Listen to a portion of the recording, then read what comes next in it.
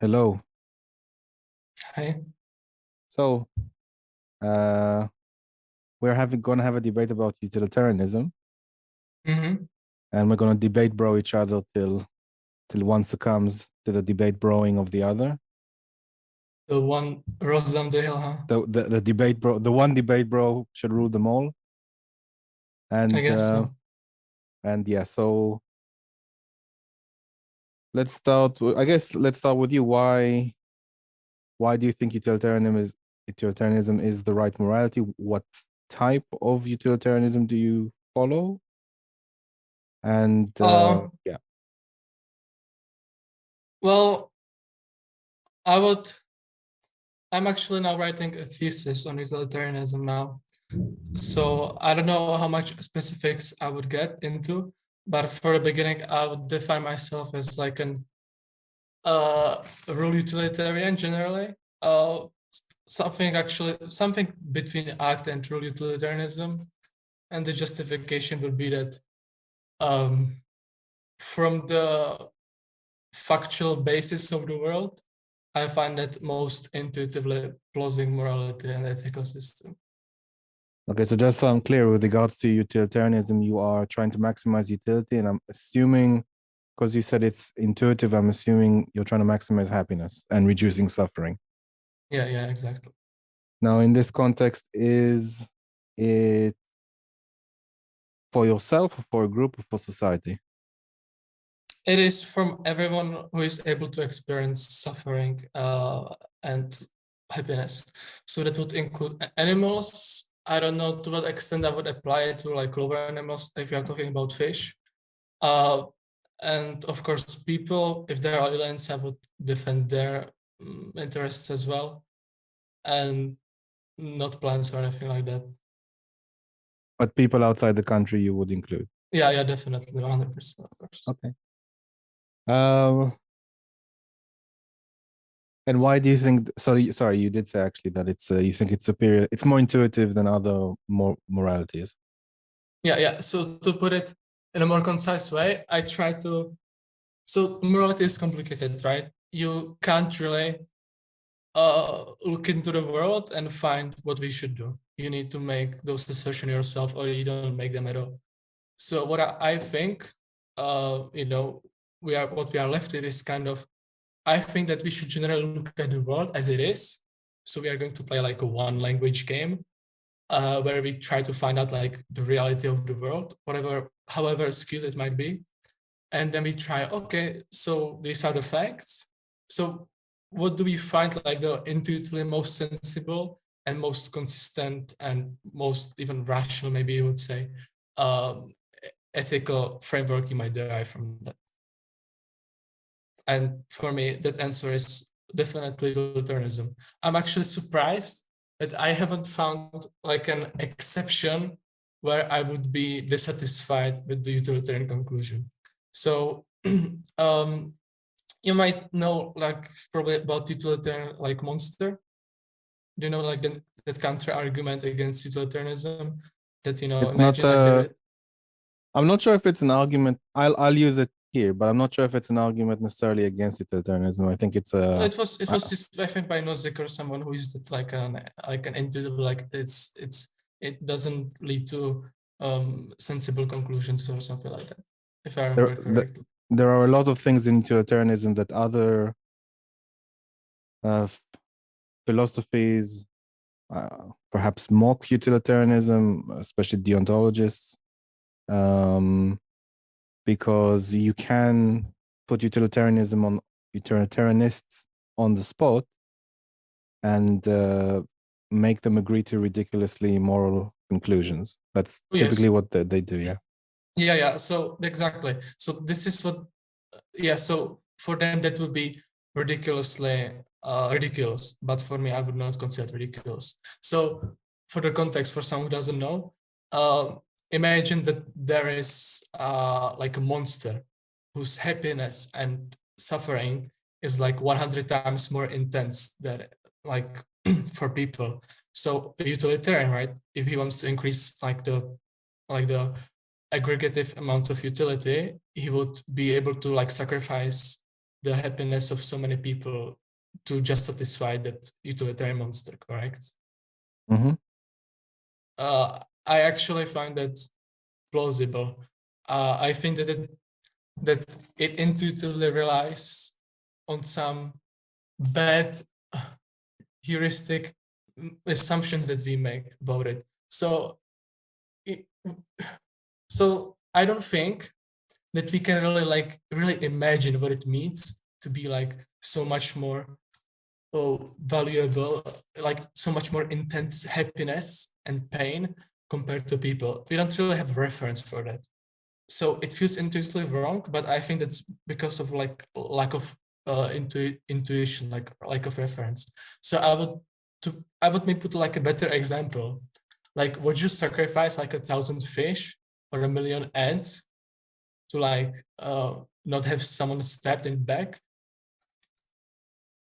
so that it's actually still there is the same kind of divide in terms of experience at how intense it is, but it is much but given the world and given what we know about it, it is much more like imaginable.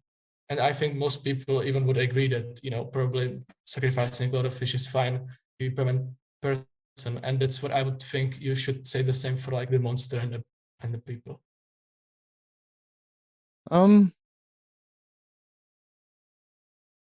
Okay, so in the same context, I suppose, let's say you're in a country that has a national health service, and there's National health? national health service that offers healthcare to people in the country. And there's you know where I'm from? Where are you from? France? I'm from Czech Republic. Sorry? I'm from Czech Republic. It's in the heart of Europe. And yes, okay. We have the Czech Republic. Mm-hmm. Okay. And there's a committee. We have such a good healthcare that people, even when they go abroad, they usually like pay extra healthcare in like social security, so they can go here because it's like more available and the quality is quite good too. Okay. I'm also in a country that has national health service. Mm-hmm.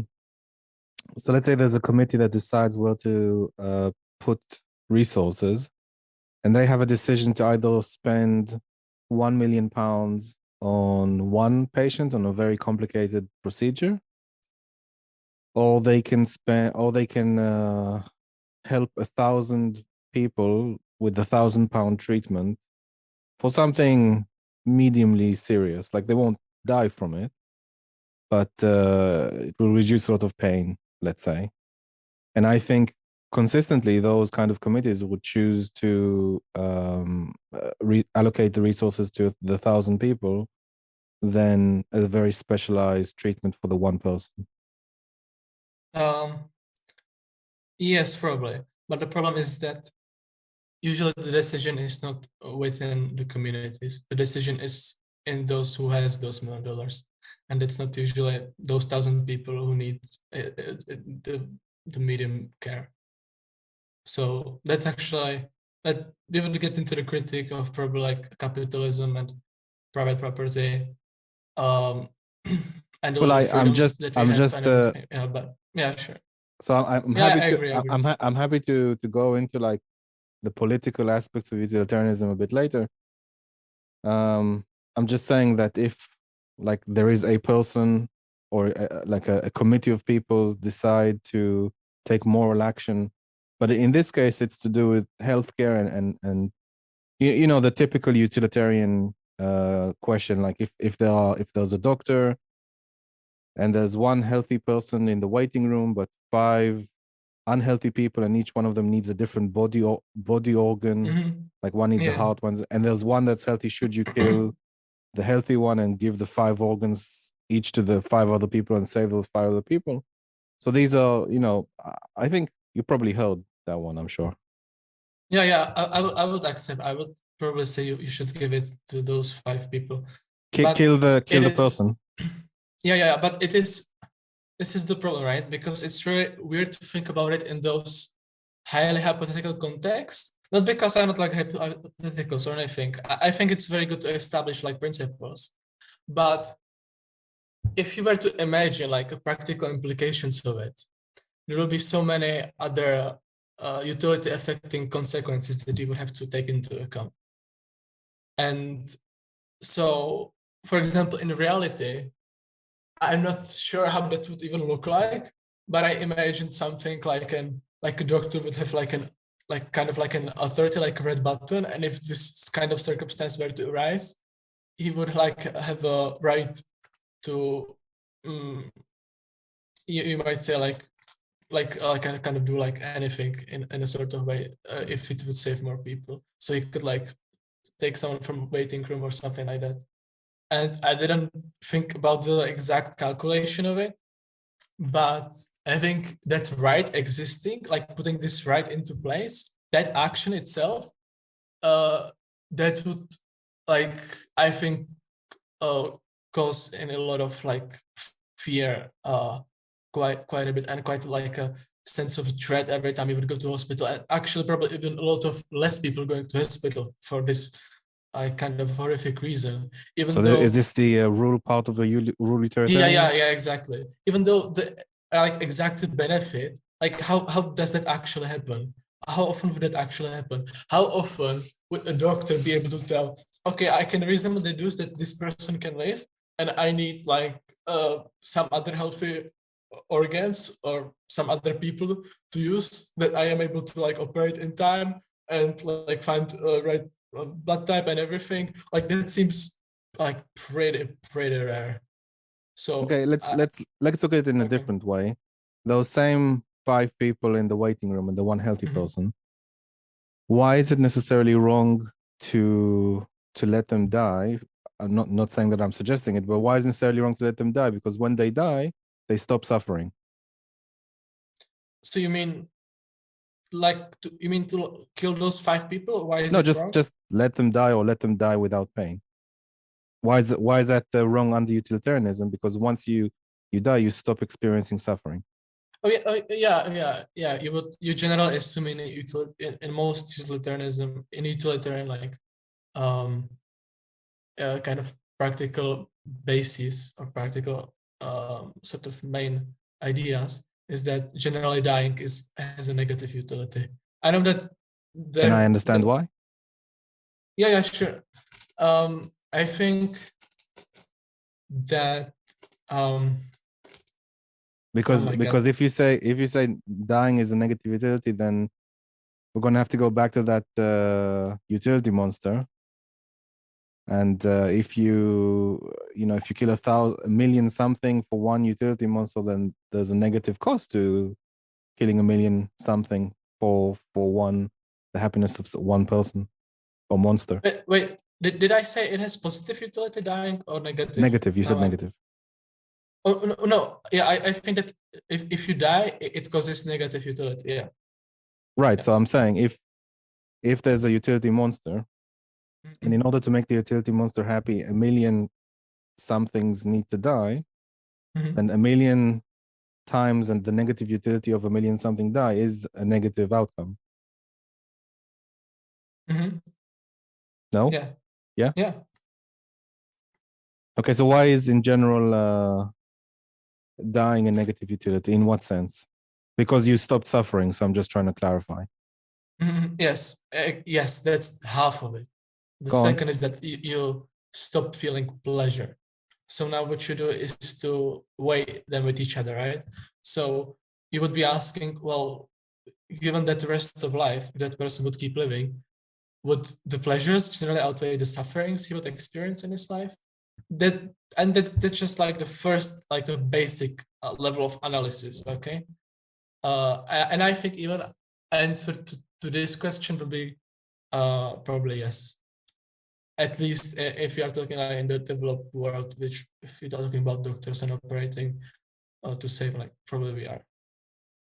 So if someone would have lived 40 more years of life or 50 more years of life, and in that 50 years, they would have experienced happiness, and because they died early, then that is a negative utility.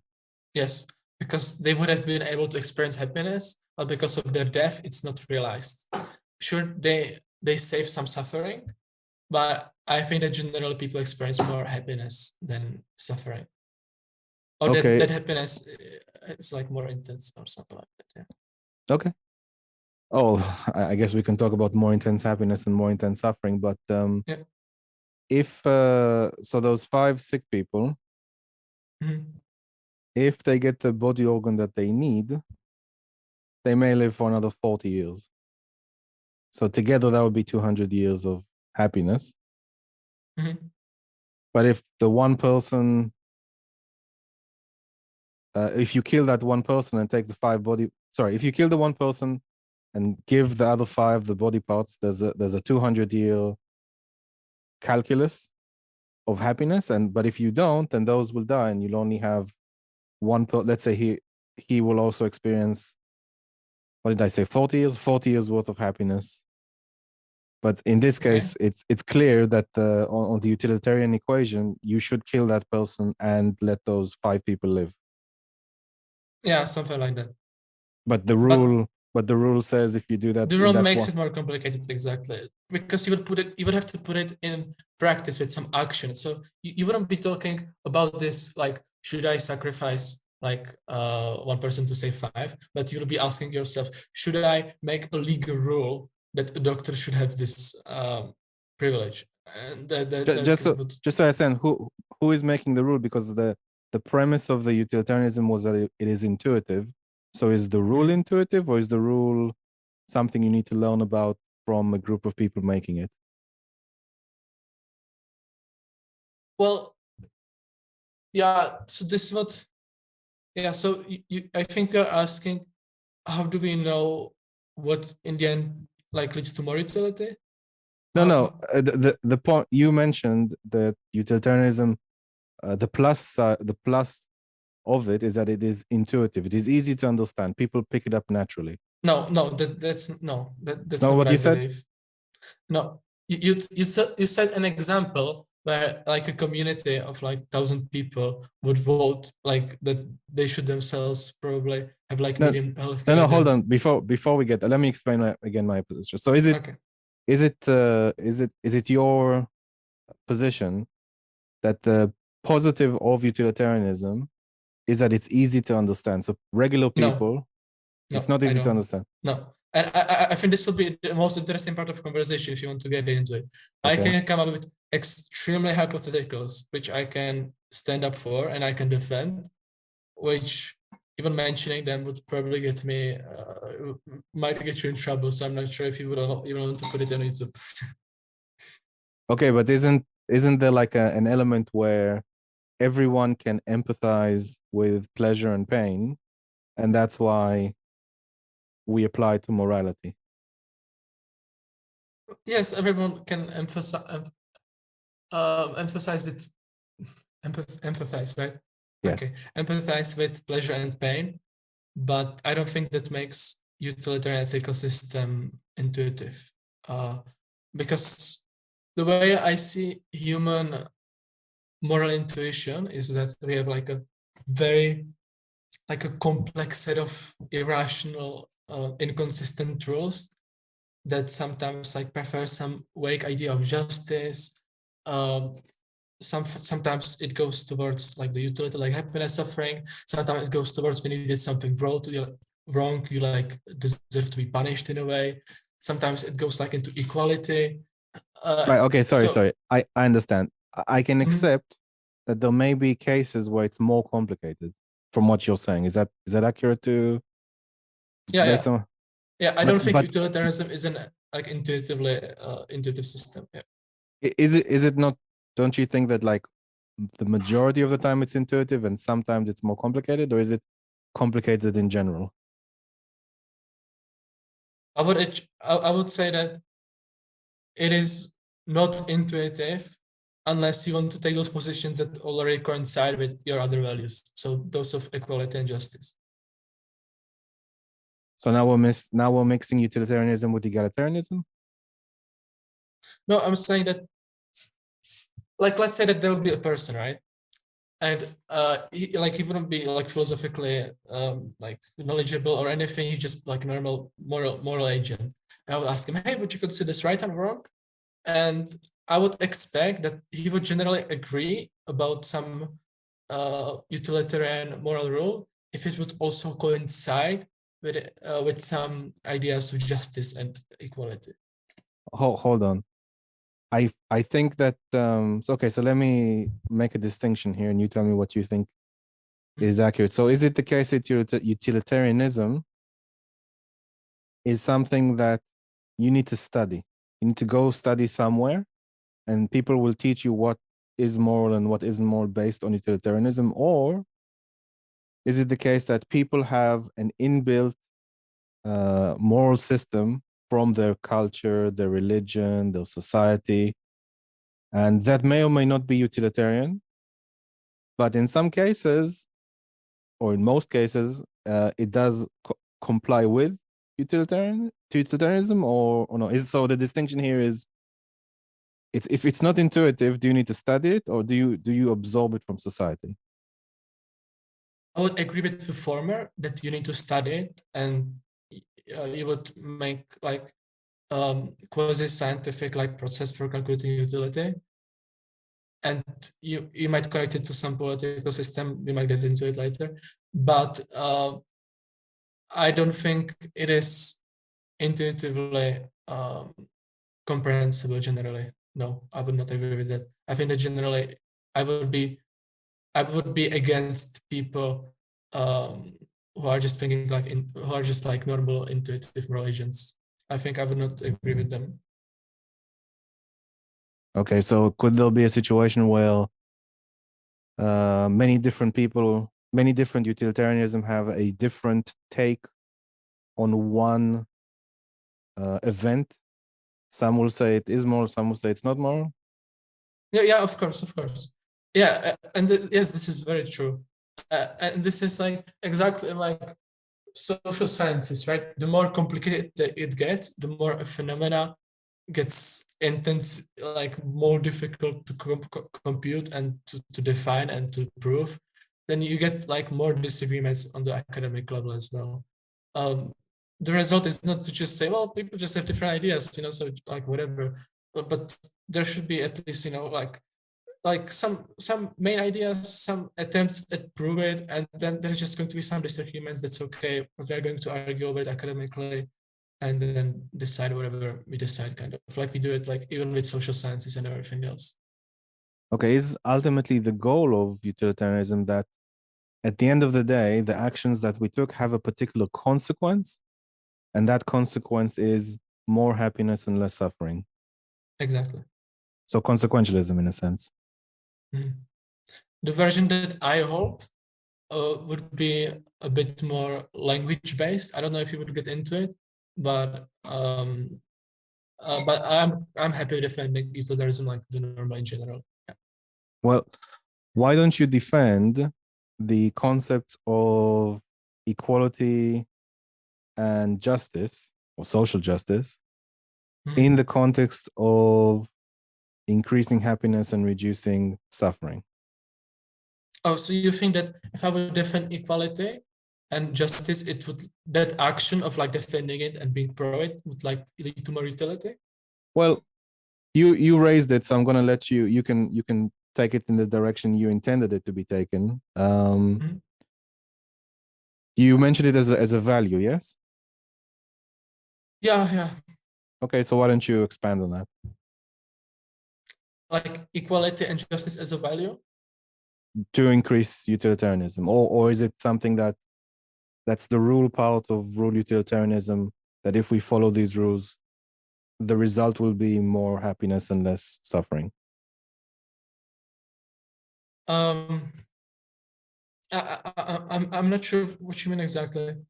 Maybe Okay, can so you sorry. reframe So that? let me start over. So in what Mm-hmm. context is social justice and equality relevant to utilitarianism at all?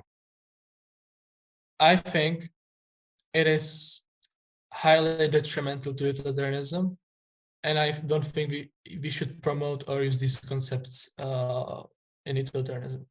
Oh, so it actually hurts utilitarianism. Yes. Oh, okay. Sorry, I misunderstood.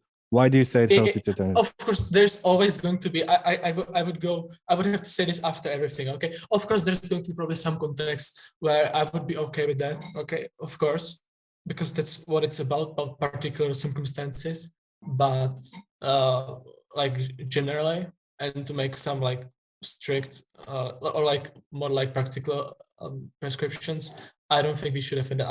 I think we should say that it's a bad value and we should stay away from it.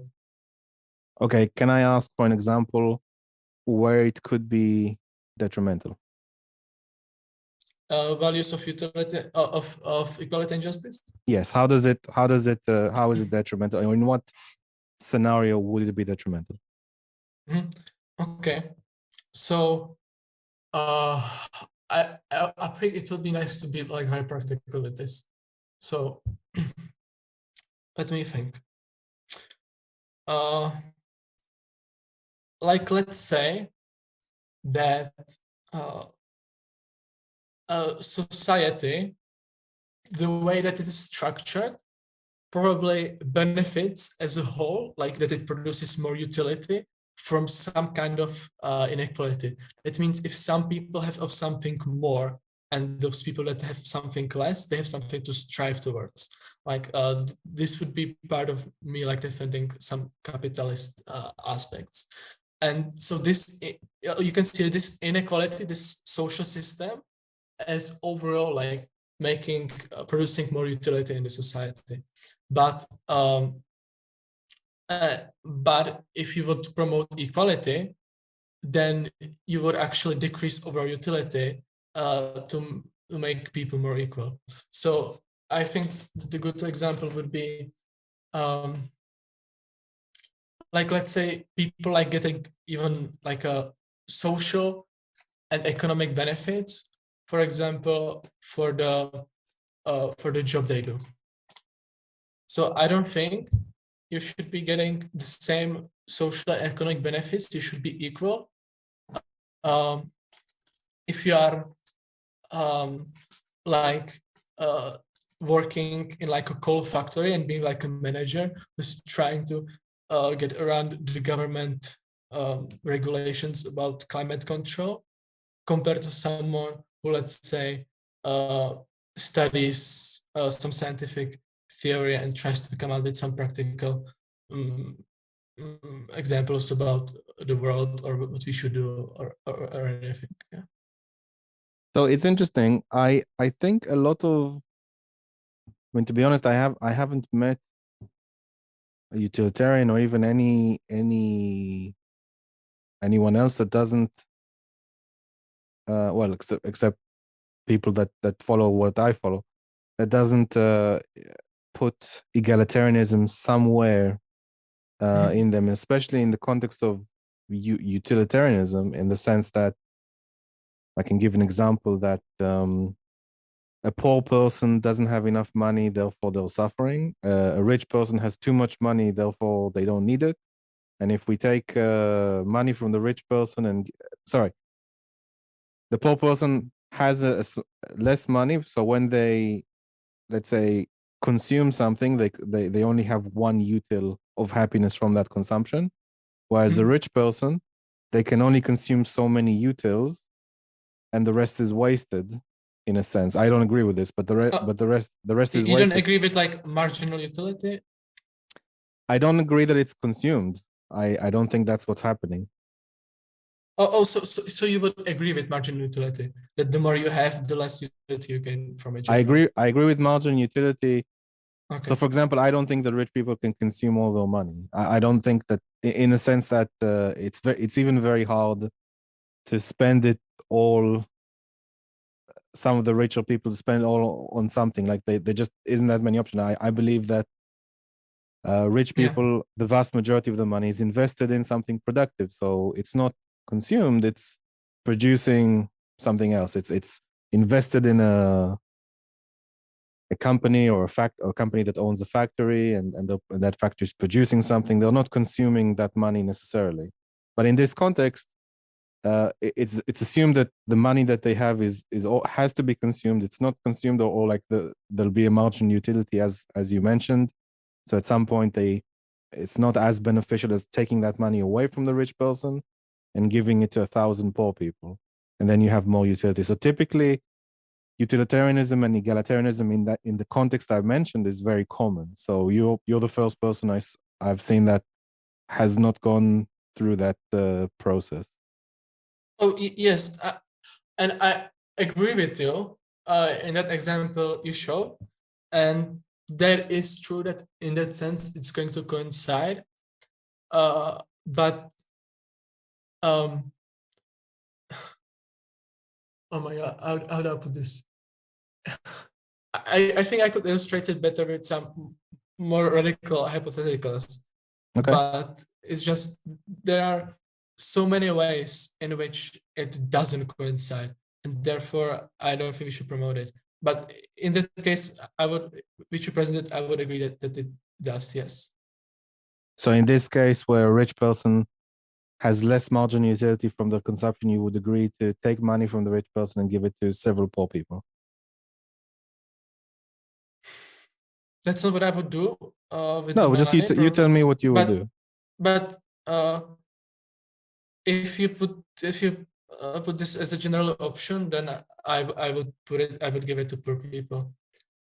But if you are talking about like, oh, so let's say that you have some money available, and how would you spend it? Well, now that's I think a bit different conversation.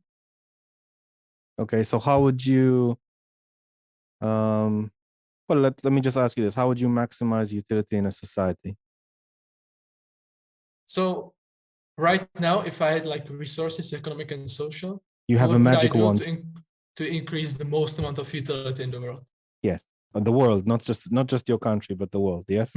Yeah, I Okay, don't go care ahead. about my country. Yeah. It would probably be to change the system that is making those decisions in the first place. So it will be changing the political system into one which makes utilitarian decisions. That is more prone to making utilitarian decisions. And how would that? And for example, how would that system make those decisions? Because you're saying. Oh yes. So now that was the abstract. It was just general like explanation in one sentence. So sorry, now but I could get. sorry, before you start, did you say that? Did you mean, sorry, that we'll have like a sort of world government, or each country will have a utilitarian government?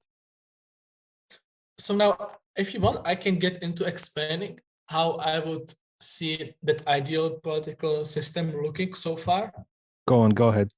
Okay, but I want to very much qualify this that so far in my considerations, I have been super focused on the philosophical and logical and the main like value-based foundational ideas. For this, because I'm talking about something practical, you would need a lot of empirical information, which I do not believe I have collected so far. So what I'm going to say is you might say like a high horse chair philosophy kind of idea that I haven't seen. I don't have a problem with armchair philosophy, but bear in mind, I would struggle to accept that you can have empirical data for this, because if we are necessarily, and correct me if I'm wrong, I mean, from what I understand, measuring happiness and suffering is more of a subjective survey-based approach than it is an empirical approach. But unless you're saying something like you're converting it, you're transforming it and saying a measure of money is a measure of happiness or suffering, as in the less money you have. No. So otherwise, I don't know how you can say it's empirical. Yeah, you would probably have to make some basic assumptions, probably like some leaps. Okay. I'm not even sure there will be like radical ones. I think they will be pretty basic. So it would we would be getting into the measure of utility, but I would generally say that you would accept that like I think we have gone far enough in like neurology and in like psychology. We can generally identify like those happy states and happy chemicals. And number one, we would be looking sort of at this kind of pseudo objective measure of like we would like put it under the machine and measure it under certain circumstances. And then we would make some general assumptions, some deductions from that. And number two, we would be looking at the what that person would tell about their own experience. So the methodology would be, for example, number one, let's say we'll be deciding if you want to like have if you want to like give every person a dog because you think it will like make everyone happy, and then you would ask like person with a dog, do you feel happy with the dog? How much do you feel? How would you describe it on 1 to 10? Where would you rate yourself? And then you would ask them like, are you anxious during the day? How many times do you feel like awful? Do you have sometimes like depression? And then you would ask like a group without dogs, and then you would like put so that would be the first part, the subjective evaluation, and then the second part would be like you would like maybe I don't know if you have the technology, but you could like put them on some machine to like this or like on some medicine to like measure like general levels of oxytocin, serotonin, whatever, and to see if that is higher with the person who is like more who has Can a I dominant. can I say this? Even if I accept your premise that you objectively measure their brain functions and their heart rate and their anxiety rate and Yeah, I'm all saying those things. quasi objectively. I don't Let think me like okay. let me give a scenario. Let's say that Mhm. you're, and I'm taking a leap here, but let's say your world government, your utilitarian world Mhm. government says everyone must meditate between 12 and 12:30 in the afternoon every day. Mhm. And as a result of this meditation, forcible meditation, everyone's anxiety has been lowered. Mhm. Everyone's serotonin levels, I'm not sure if that's the right one during, I'm not really, let's say oxytocin, not oxytocin. Certain hormones in the brain go up, the good ones, the bad ones go down. You feel a sense of contentment. Mhm. And contentment follows very well with utilitarianism, I would assume. Mhm. And Uh, this forced Yeah, meditation and is all you gratitude and need to do. satisfaction, which is yeah. Yeah, is all you need to do to increase happiness and reduce suffering. No, doesn't even change your physical material conditions. You just did a 30-minute a day meditation, Mhm. and I am sure there's like tons of evidence that will probably agree with me. Yeah. I haven't even looked, but and that would increase utilitarianism. Increase happiness or maximize utility for the planet.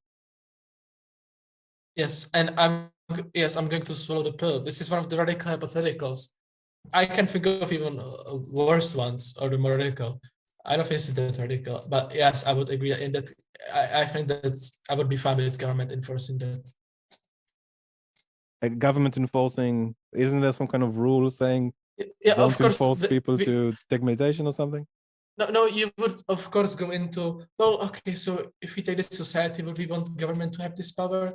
And then you would make evaluation on that, and you would have to have particular political institutions to make it plausible, not corruptible, and so on. But if those conditions are reasonably met, then yes, I think you should be forced to those things. Yeah, definitely.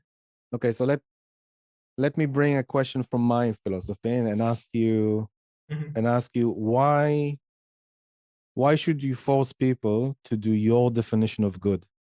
Why is that okay or moral?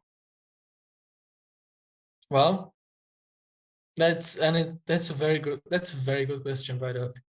Thank you. I'm still studying Uh, what it means, by the way. It takes 15 years to fully absorb it, I hear. mhm. But in order, because okay, I'm not sure how to exactly answer this, so I'm going to give you an example to show maybe my frustration with the way you're asking that. Okay, so let's say that we have a person, and that person is like, I want to rape 5-year-olds. I want to kill them and torture them until I Right. see Okay. So their. yeah. Okay. I understand. So I will accept. Well, I would just like to. I will accept. Okay. I will accept the condition that we should prevent people from violating other people's individual rights. So I wouldn't say that, you know, willy-nilly everyone can harm one another. Specifically in the area of individual rights, I accept that we should not allow other people to violate the individual rights of other Yes, people. but okay. I don't think you understand my example where I'm going with it. So Okay, can I go just ahead. go Sure. with it? Yeah. So let's say that we have this person. Okay, let's say that this is my new position. Okay, I'm a changed person. I've slept. I have a dream or whatever. Okay. I think we should rape children. I think everyone should get as much pleasure from their pain as possible. I think we should torture them in the most menacing way possible. And that's just what I want.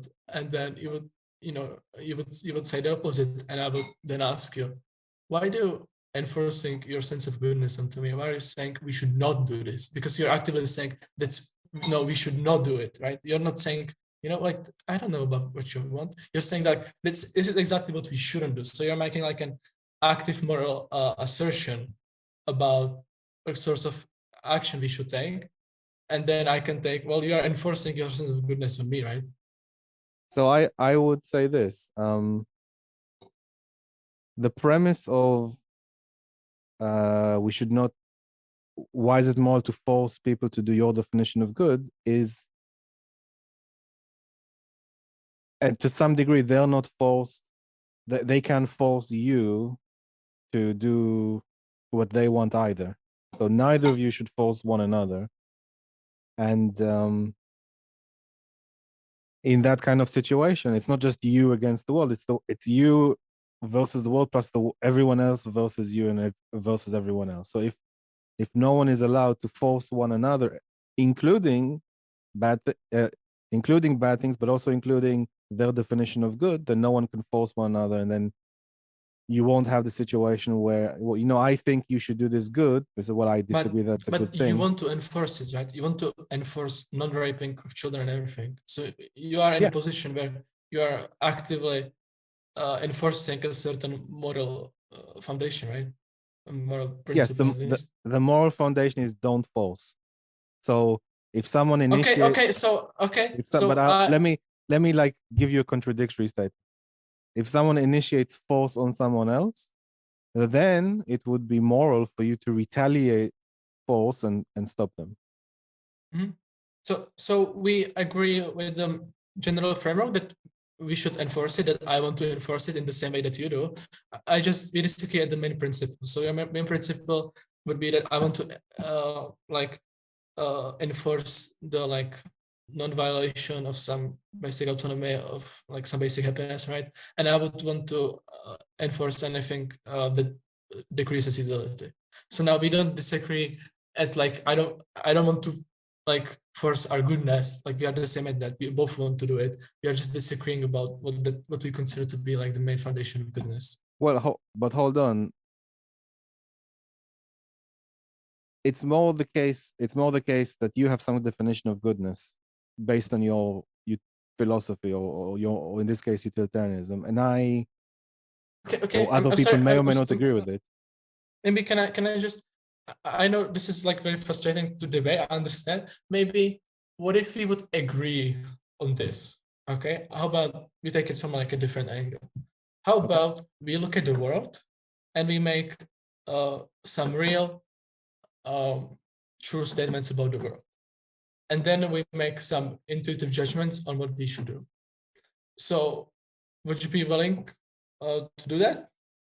Because I think that you have bought into some true statements which are not actually true about the world, and I think that they largely justify your ethical framework. I mean, if you want to point out something you observed in the world and I observed incorrectly, I would happy to be persuaded. Yeah. So to show what I mean, let's say I'm debating with a Nazi. Okay, I'm not going to debate probably with him like, oh, like I know like you want to kill the Jews, right? You think they're a fucking disgrace, or you want to kill them and torture them. I don't know. We would not get far. We would just be like explaining our differences. But let's take a step back. Let's look at something more arguable. Let's look like what is really happening, because it's probably the case that his moral belief is reflected in some reality. So it's probably reflected in the reality that Jews are in some way inherently bad and harmful, right? Well, I've actually thought about this subject. I think that so firstly, I going to what you were saying, I acknowledge, I'm happy to acknowledge the distinction between force and persuasion to me is fine. In the case of the Nazi, I think that there's an us versus them mentality, that the Nazis are part of a group which is us, the Jews are part of a group which is them. They are Yes, and different than us, and you could probably say it in some descriptive facts, right? That that person would believe in. and I think the idea to persuade them is to show them that there isn't this distinction of us versus them. It's the same group. Oh, yes, but you would make it a conversation on the factual basis, probably, right? I would, whatever appeals to the person. I would try to show facts, sure, and I would try to appeal to their emotions if I can. But yeah, I would try to persuade them that Jews are human beings like that person is. Okay, okay, sure. So how about I tell you something that I think you believe in that creates a foundation for a moral system that I don't believe is true. So I'm going to tell you the Nazi version of, oh, you know, all not Jews are bad and harmful.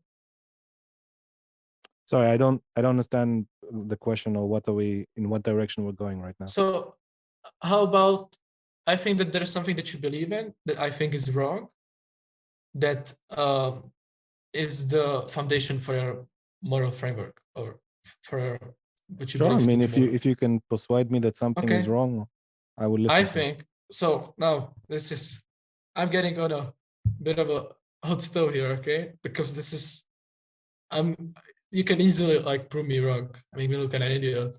But I think what you believe in is that you probably believe that people uh, have some level of volition or freedom in their decision. I do. Mhm. So you would not agree that,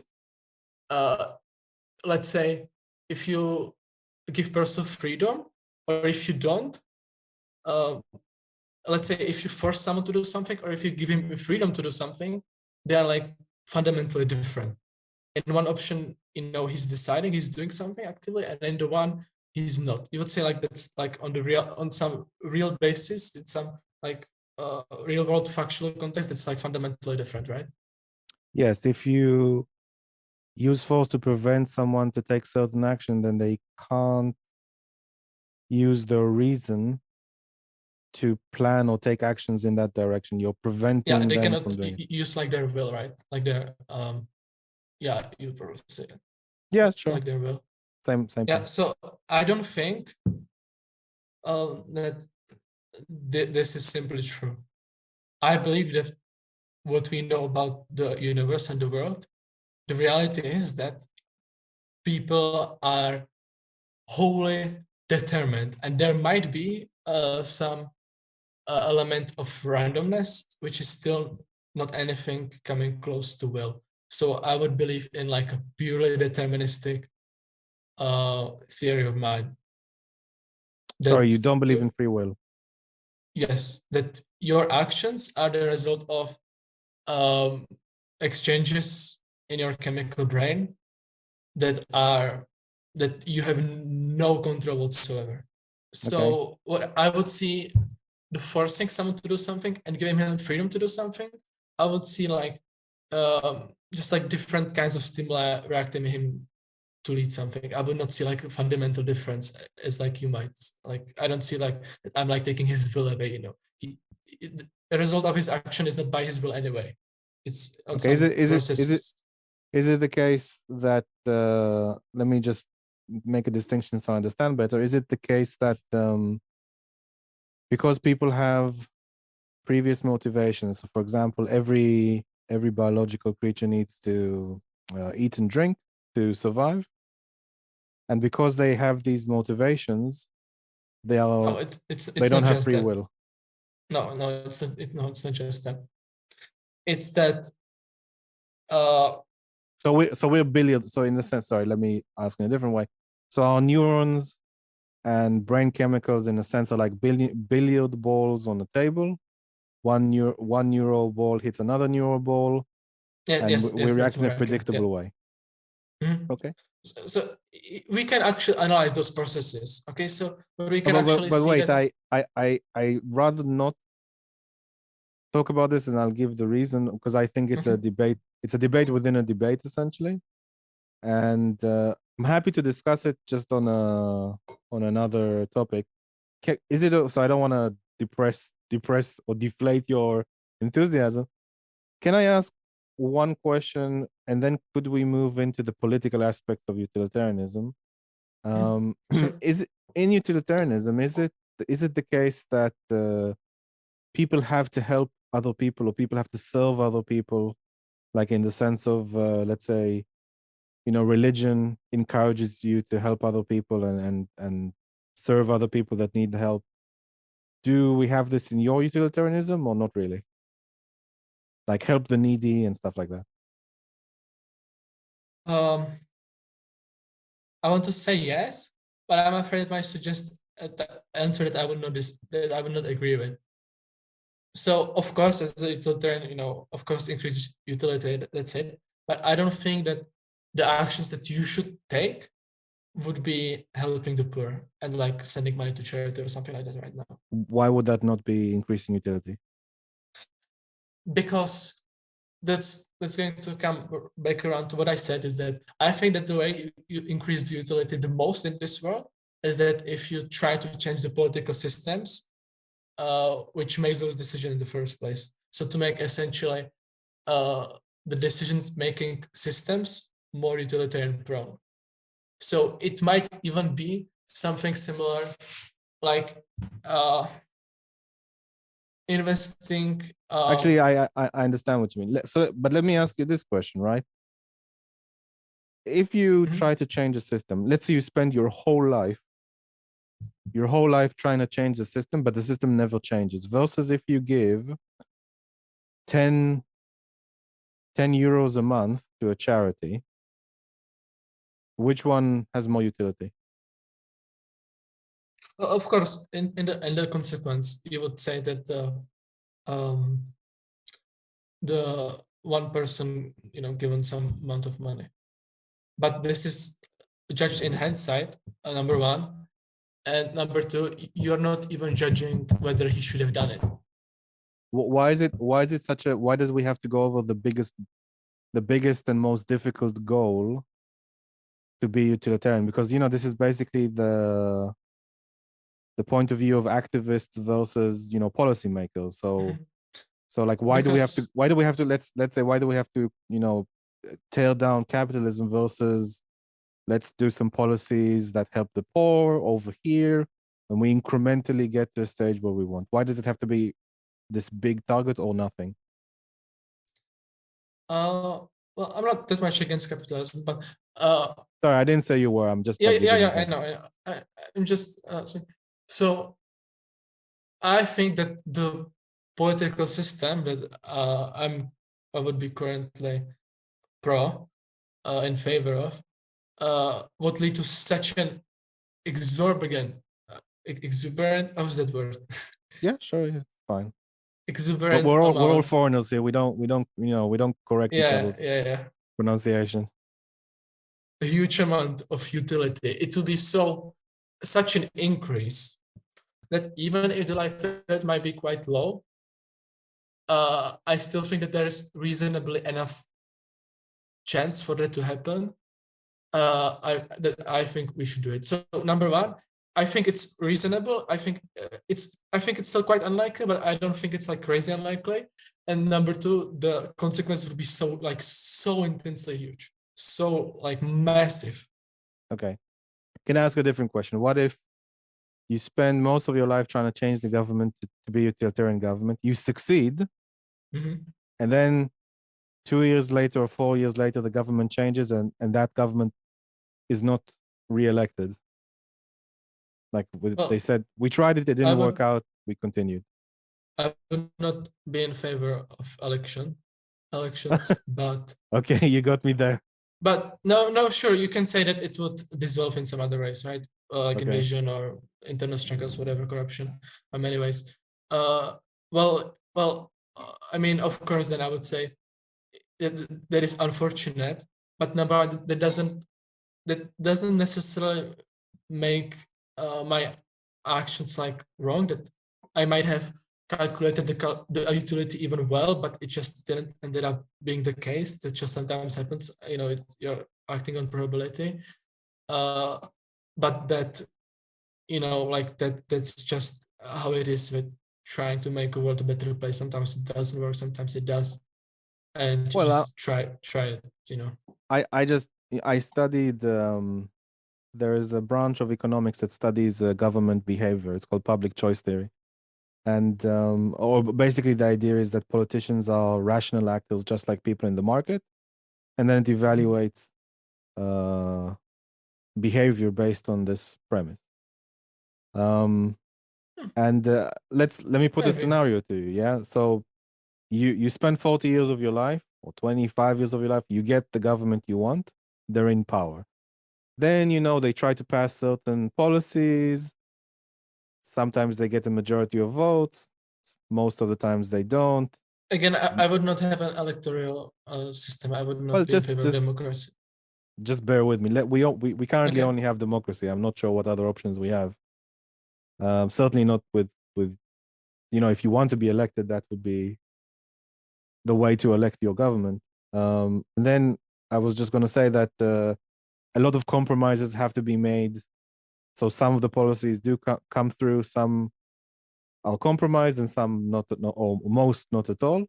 And then, like at the end of 2 years, I don't know, 2 years is like the local, not the prime minister or the president, but like 2 years, 4 years is the prime minister, but 2 years is like the local people get voted in, and then you see like actually some people may not like it so much, you lose some seats, and at the end of 4 years you're not elected, and you spend this whole time, and you know this is a more realistic situation. You spend this whole time campaigning for this huge structural change, and then you were disappointed by politics and democracy, and you envisioned like a sort of very, very bright future, but then the rubber met the road, and it was, you know, some things happened. It's not that nothing happened, but most things didn't. Yeah. Of course, as I said, that is unfortunate, but I'm not sure. Like, I feel like it's kind of what we have to do. Like, what I would do. Okay, I would do like a reasonable calculus or some empirical evaluation on what actions I should take that would have a greatest chance of increasing the most amount of utility. So this will be like, of course, like there's actually an organization which does something similar. This would be like a massive project, and then you would go like with number one option. But of course, it might not happen. But I feel like that is just necessary. How does you know, like affairs are, whatever your values are, they might not end up being. It might not end up being the case unless you want to like resign on it. Like you No, just kind sorry, of have to expect that.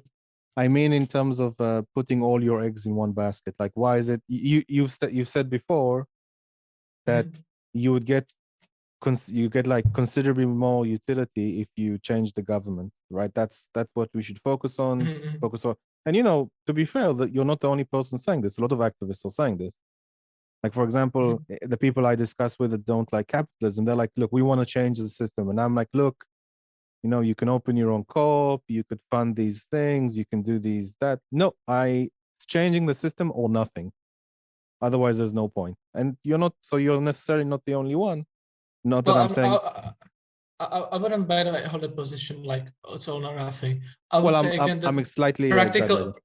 practical evaluation, I think, would lead to this conclusion. That's what I'm saying. Explain to me how you came to this conclusion then. How you can come up to this conclusion? How did you come up to the conclusion that you get the most utility by, you know, putting all your eggs in one basket and going after this large goal? Oh my God! Well, or what's wrong with incremental over time, and you know, and doing things on a local level, and Okay. and stuff like that. So okay, so I mean, unless this would be like what I would want. This would be like a result of like a little like 10,000 like pages of academic work and analysis put into it, right? But we I have can math give for like this, you're saying? We have I math told you for, like I told you the quasi methodology, right? You would make so some we have assumptions. data for this, yes? Is that what you're saying? We have we have data with some Okay, continue, basic sorry. leaps. I mean, okay. By the way, I'm curious.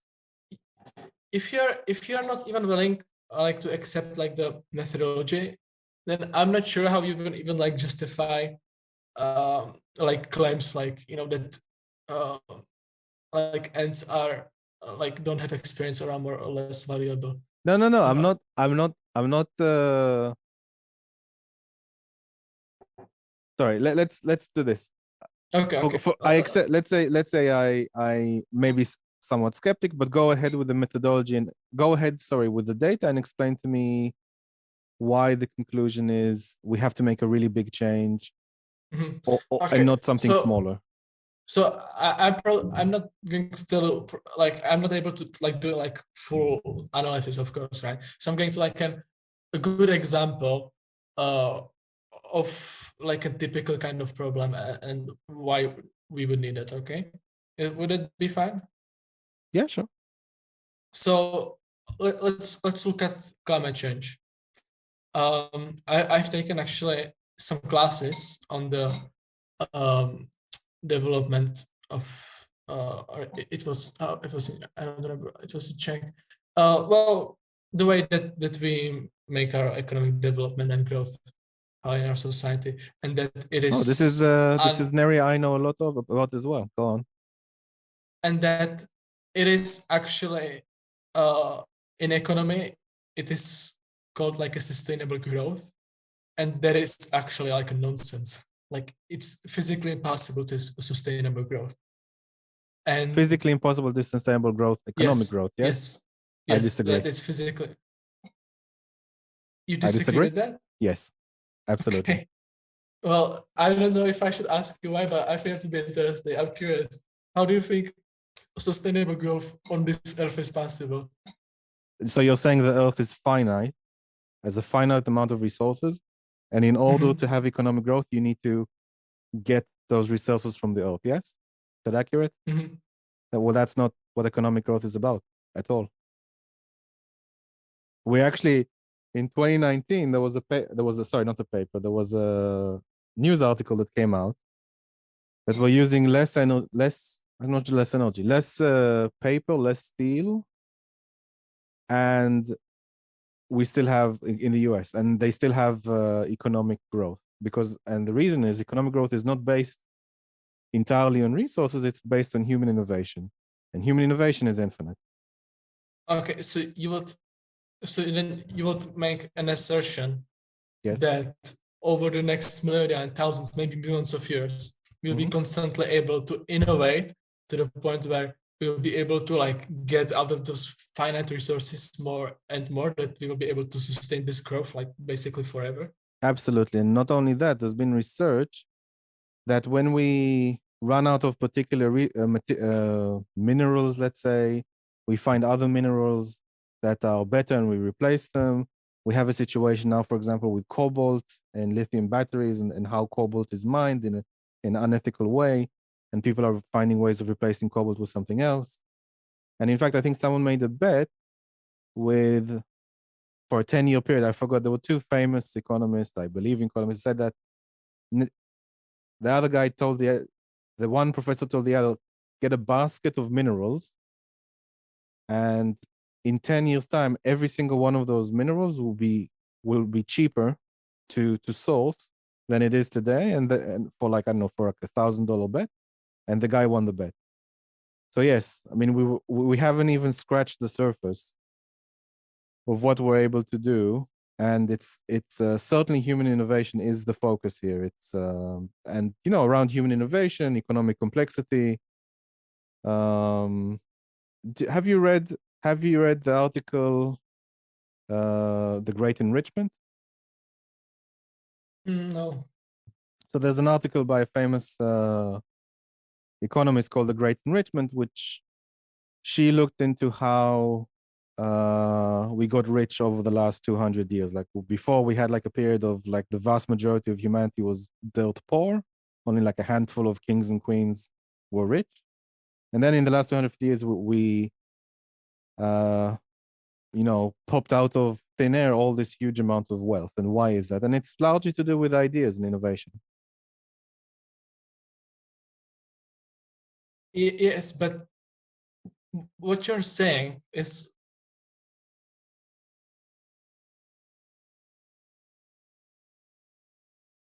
Hello? or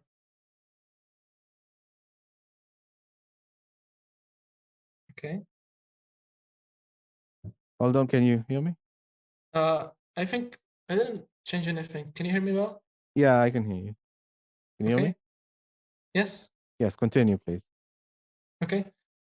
So again, I think what you're saying, at least I assume, of course, didn't look at it specific lines, but it's generally like true that we're getting like extremely efficient. But the claim that you're making is like, it's let me frame it in a different way. Yeah, let me frame it in a different way. And I'm trying to anticipate where you got your ideas from with regards to finite resources. Let's put it differently. We've had for, let's say, 100,000 years the same land, the same, like we've had 100,000 years worth of land, worth of resources, worth of physical labor from humans. We've had we've had those things the whole time, and we didn't get rich like we got rich in the last 250 years. Would you agree? So the resources have been there, the land has been there, no shortage of human physical labor whatsoever. And we've never seen this degree of wealth. And in addition, I would say that yes, we have more people than we did before, but the reason why we have more people is because we're able to produce more food. But for we example. haven't been largely even using those resources. Like coal why oil just largely stayed in the ground. I agree completely. Like before, and once we started actually using it, it's running out already. I agree with you, but bear in mind what you're saying as well.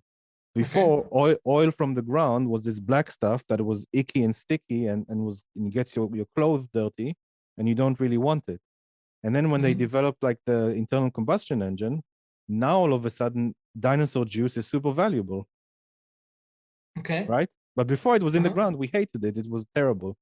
Now all of a sudden we need there's to be invention that will make like something like seawater or something like available, like useful for us in that way. Well, I can give you an example. There's a way right now to suck CO2 out of the environment.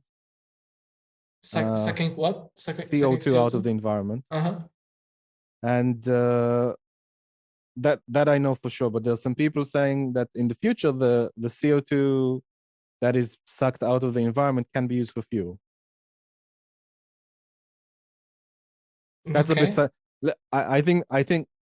I mean, I've heard people say that could be a bit science fiction-y, but sucking CO2 out of the environment is available right now.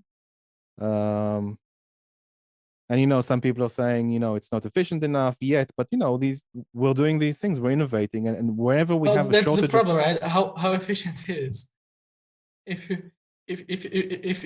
you can like use it, but it doesn't even replenish the energy that it took you to get it out, then that's not a lot, Sorry, I'm not following. If it doesn't even replenish the energy that it took you to get the CO2 out of the atmosphere in the first place, that's not even that significant amount of energy that we can work with. Yes, but some people, that's not the point. Some people just want to pay companies. No, I'm just saying efficiency is very important. You mean, in a way, it doesn't use fossil fuels to suck that energy out. That's what you mean. It doesn't produce. No. What I'm saying is efficiency is exactly the point. Efficiency, yes, right, but we get better over time. You're talking about degrees of efficiency, which I would consider like a supernatural even. Okay, hold on. It's not. I don't think it's super relevant, and I'm just conscious of the time a bit. I don't think it's super relevant because, over time we can get more efficient in these. For example, in some of the more environmental stuff, I haven't seen the efficiencies that I would like, and I'm specifically mean wind farms and solar. But we have efficiencies in other areas like nuclear energy. Certainly, third and fourth generation are very good, and over time we improve things, we innovate things. When we run out of one resource, we find another. Well, we're gonna at some point not use fossil fuels. We're gonna switch to something else. You have no basis for that claim. You don't know that's going to I be have no happening. basis for that claim. Why are we still in the Stone Age? Do we still use stone or the metal Bronze Age? Of course, you can refer to our experiences, but like there's no, like you don't assume just from what has been happening that you will keep constantly like finding new sources. Well, what are you assuming that we will run out of resources? We haven't so far. Well, in 1968, we had a book called The Population Bomb, right? That said that in the year 2000, we will have so many people on the planet, we will ration food. And as a consequence, in 1979, the Communist Party of China enacted the one-child policy that killed around 400 million babies plus forced abortions at all stages, because they were so concerned that they won't be able to feed their population because of this book, The Population Bomb. We now have considerably more people than that book predicted, and we have, I mean, in the West at the very least, we're very efficient in making food. I know it doesn't get distributed to other countries that don't have as much capitalism as we do. But I agree with you that we have that on this, like how we've gotten efficient and how we have been able to like get hold of and take advantage of like new types of resources. But I just okay. So can I just point out this is no longer the topic of the day. I'm happy to have a separate. Well, we've kind of got into it, right?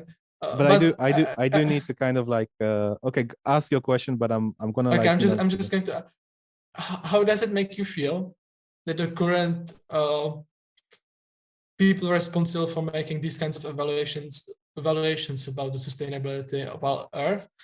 This will be like the climatic panel. I think it's like called UEC. I don't remember the name. But they have pretty much agreed on the that even the resources that like we are running out of them, and they have predicted like a large. Which resources are we running out of? Oil, natural gas a bit later. Everyone keeps saying that, but we keep finding more ways. Also, some metals. We keep finding more ways of getting oil. So, for example, fracking is a method. Oh yes, this is what we've been doing so far. But no, fracking is relatively new. It's only been around for a few decades, but like it has been one way to extract more and more. And now look, I'm not saying we should be using fossil fuels forever. You're willing to put like existence of humanity. No, listen, I'm not doing any such thing. It's like this scientific optimism that we're just planning more efficient. We just find more resources. You don't know that. I looking at the past, right? Anyone that's been pessimistic about us running out of anything has been wrong, flat out wrong. And we've always managed to innovate our way out of certain problems, including climate change. Like climate-related deaths are at a 98. Climate-related deaths now are 98% lower than there was at the start of the century, or like 100 years ago. So, I mean, obviously we're innovating, we're improving things. We can still, I'm under the impression we can still find fossil fuels. Not that that's necessarily something I'm interested in, but I would like us to see more nuclear and more micro nuclear reactors and hydroelectric. And all those things, and we do have the capacity of doing them. You just don't know it. You have like a level of I don't know what, that we can't make nuclear reactors? I could, no, but it's like, we could be arguing about like, hey, do you think that in our modern society we are going to have like a war in like developed countries, and you're going to be, hey, actually, if you look at this, you can see how war has been always like put off. You can see like more examples how it's been getting like it's been like put off, and we're not getting any war. So you can see the clear line, but then boom, and you get to a certain point, and maybe it's not going to happen anymore. Okay, And so look, in the case if you of want to be sustainable growth, if you want to it's be literally the alarmist end about of humanity. Like that's if what you we are want to be talking about. alarmist about it and catastrophizing situation, I'm then going with the go back to data that 1960. Clement. Okay, go back to 1968. Okay. Go back to Mm. 1968 and say, yeah, we're going to run out of space on the planet in the year 2000, and we're going to have to ration food. It has not happened. There is no evidence for this to happen. We always innovate our way out of these sorts of problems. But you don't know. You don't Oh, know that. You're yeah, making that claim. We always do it, but yeah. it just happened. But it doesn't mean it's going to happen in the future. You have no basis for this argument. I would be curious. Find me any source that will say any source that is. Okay, let me put it this way. Similarly, you don't know that we'll run out of stuff. You don't know that there'll be a catastrophe in the future. Well, I would make it. I would Because make you're that. projecting that if we stay completely static right now and we keep heading in that direction, yes, we will run out of something. But you don't know if something will change. You can't model that. No. Current estimates are that we are on the path to self-destruction. That's pretty much it. Yeah. So Okay. that's actually the base position you take in this. That's Okay, actually, sorry. So let me bring this back to the conversation. So if we don't instill a government with utilitarianism, Mhm. essentially humanity will die off. Or some catastrophe will happen. Well, The planet will die off, the humanity will die off, something bad will, and if we don't change the government, then the negative will be enormous. okay. I'm going to make actually quite a brave statement. Okay. Go on. I think that the current way our government destruction and political decisions are being made, I think we are on a reasonable path to some reasonable chances as like extinction level or near extinction threat of humanity. I understand. Okay, so it's the environmentalist position. Yes, and I could talk also about viruses and stuff like that. I could talk about viruses. But I would find your optimism very alarming, actually. Give it some time. In a few years, you come to my way of viewing things. Well, I mean, comes with experience. It doesn't come when you're younger. No, okay. So I'm curious. You don't believe people who are like, okay, so let's analyze as much as we can and try to predict what is going to happen in the future. So you're just going to throw that out of the window and just say intuitively, well, we've done quite well in the past. It's going to work. Like you understand that there are people who make these analyses and that they are not stupid. They take some efficiency into account most likely. So like you're willing to like throw their studies and analysis out to the window and make like an not only like in the next 100 years argument that's going to be fine, but like forever. That is absolutely insane to me. I would say this. I would say it's extremely hard, and you may agree with me at some point in the future. I would say it's extremely hard to predict these things, especially long term. It's very, very difficult to know, and even the models that you use. Okay, how about one second. One second. Okay. Let me just finish. There's a wide variety of different things that can change, and we've seen it over time. And so, in the case of environmentalism, let's say, let's start with 1968.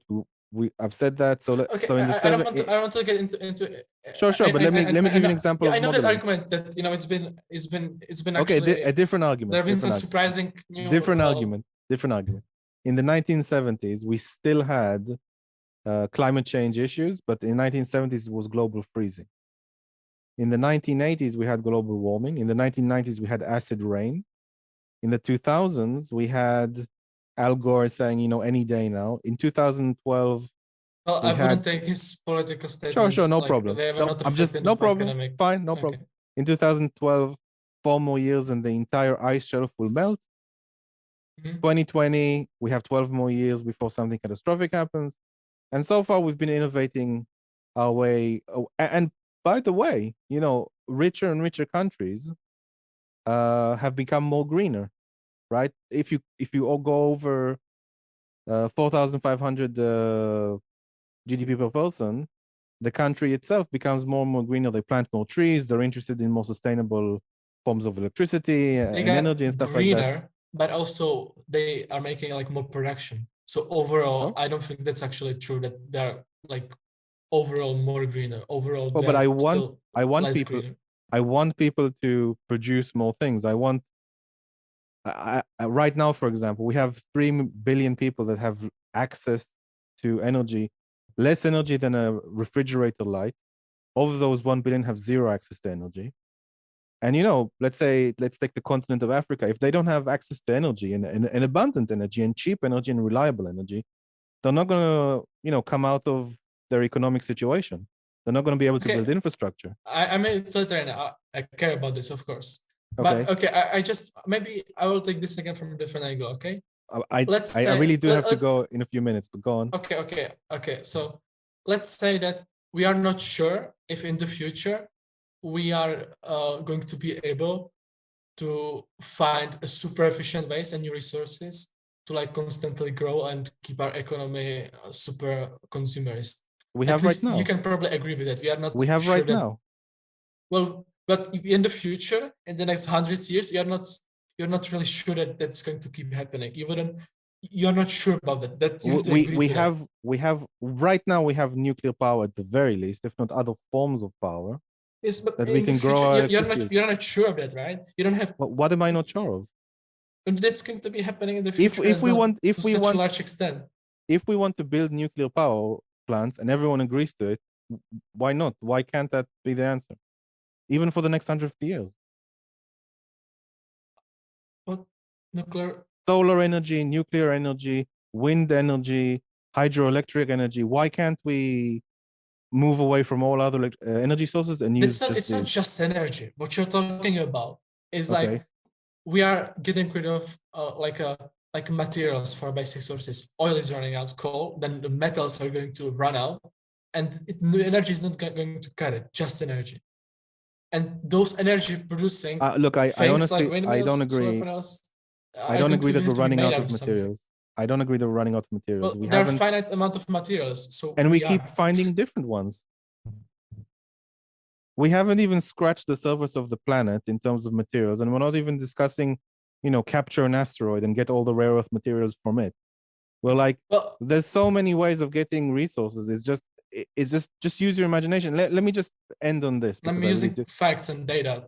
I'm using facts and data too.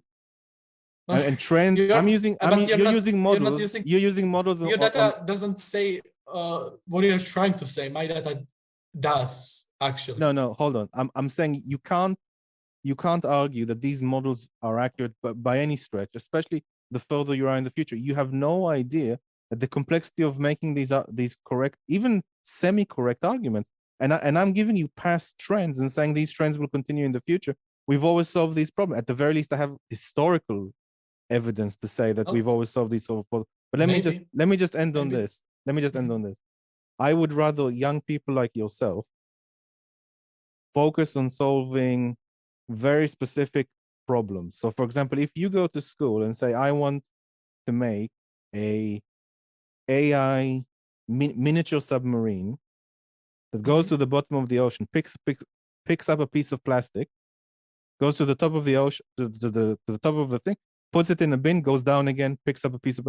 If you did that, if a young person like yourself did that, and other young people focused on different problems, and everyone used their brains and intellect and reason to solve small incremental problems, but together on a large scale, it will be geometric improvement. I would rather use my reason not to make those problems in the first place. Well, I mean, here we are. I mean, I'm just saying. We are. We don't have to be here. Well, we don't have to but look, lead our planet on the path to destruction, and maybe it's not going to happen. Okay, I just want to say this, okay? What I'm trying to say.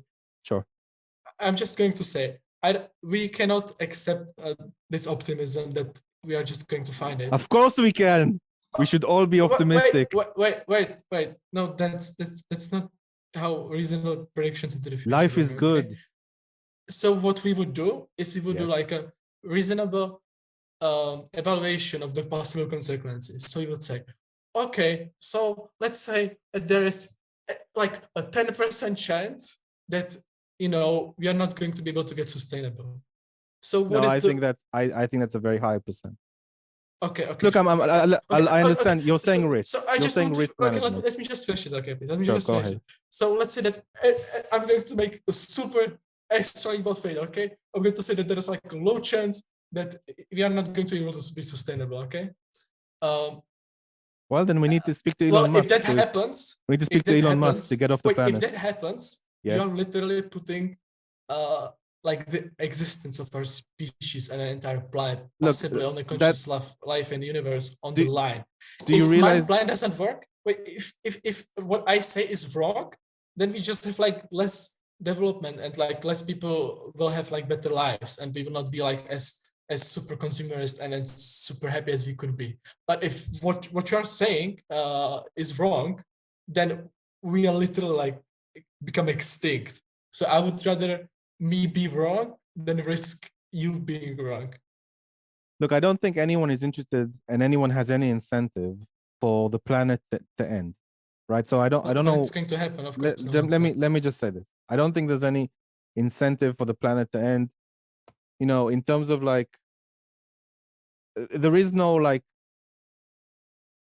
It's very difficult to predict these models. Very difficult to predict these models in the future. And I don't think it's fair to say that. So how can if you make I don't agree arguments with you, if you think it's difficult to predict? Let me just say, I don't think it's fair by any stretch that you're saying if I don't agree with you, then the consequence of me not agreeing with you is the planet ending. That's a pretty big burden. And I don't think you have any real evidence to even say that. I mean, and it's not the case that we're just going to move in a straight line from here till the end of humanity. We're going to do stuff in the middle. And if you feel that there's a particular very narrow problem, I can explain it if you want. No, I don't have time. If you feel that there's, I mean, we can do this again. You just say something. We can do this again. We can do this again. Okay, sure. We can expand because it was supposed to be utilitarianism. Now we're in a different sort of weeds, and I don't have a problem doing another one, scheduling another one. But I'm just saying that. What was I saying? If you feel there's a very specific narrow problem as to what will end the planet, and you think we should invest a lot of resources in fixing that particular problem, I would agree with you. I mean, if you can say, look, let's say fossil fuels, right? We're going to run out of them. We're not going to discover any more. In 50 years, we need to switch. I probably won't even disagree with you. It seems logical. And we need to move away. Sure, I'd love it if we move away to other sorts of energy. With regards to different resources, I don't agree because we always find a way of using different materials. But yeah, if you have a particular narrow thing saying this thing will destroy the planet, or this thing will even have a 2% chance of destroying the planet, and we need to put the resources behind it to eliminate that 2% risk. Sounds fair. Yes. I would, you can persuade me that is the right thing to do, and we can put some resources behind it. Currently, there's a reasonable assertion that I've also done with like a person, like an academic, because I've had class with him. So this is just not me just saying shit. That we are actually on the path to human extinction. Because right. Okay, I'm a bit skeptical about that. I know, but it just I know we will have to get into the process. But have you heard of like don't raise any concept. Just okay. Just give me your closing statements for utilitarianism, because my wife's gonna kill me now. It's 20 minutes overdue.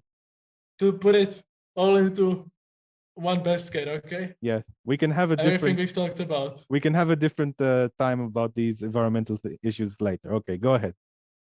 I think that there are other things we should talk about that we disagree about, but at least what I would like us to focus on is that we can agree that these issues that are threatening the survival of people and are causing massive suffering around the world, that they should be handled and massively like fight against in some way. So you Wait, would do wait, it just a second. So there are, is it now there are massive suffering, or is it in the future? Oh yes, now is about people suffering. We missed that in the whole conversation. People are suffering. Massive suffering. Where was this? Well, you don't think people are suffering a lot right Well, now? are you gonna say why massive amounts of people are suffering? Well, yeah, sure. Because we discussed egalitarianism and like, no, we don't need to distribute that. Where was this? Never mind. We'll have to do it another time. Okay. Anyway, so sure. so I don't have a closing statement because I didn't promote any particular side. I was just critiquing your side. So I'm gonna let your closing statement stand as it is. I hope that. Did you want to say anything else on the closing statement? Yeah, well, I think that's it. That I mean, I think we've already talked about people have already made up their minds, or even you or I. So maybe we should talk again soon. Okay. Thank you very much. Actually nice conversation, productive. So good. Thank you very much. I do hope we get to see you on the channel again. We do. I and many other things that these conversations are very, very important. Just to have the conversation is very, very important. How would you rate it in terms of productivity compared to other conversations? Well, I think discussing ideas is extremely important. And also persuading, but just discussing ideas, persuading people, having these conversations. Like not very much. Having these I don't know productivity wise, but having these conversations are very very important. And maybe we're at a time where we're having less and less of these conversations, and some of us need to have more to counteract that. So I thank you for spending your time with me today, and I would be very happy to have another conversation with you in the future. And best of luck with your university studies. Yeah. Sure. Okay. Thank you. Thank you very much. Bye. Nice.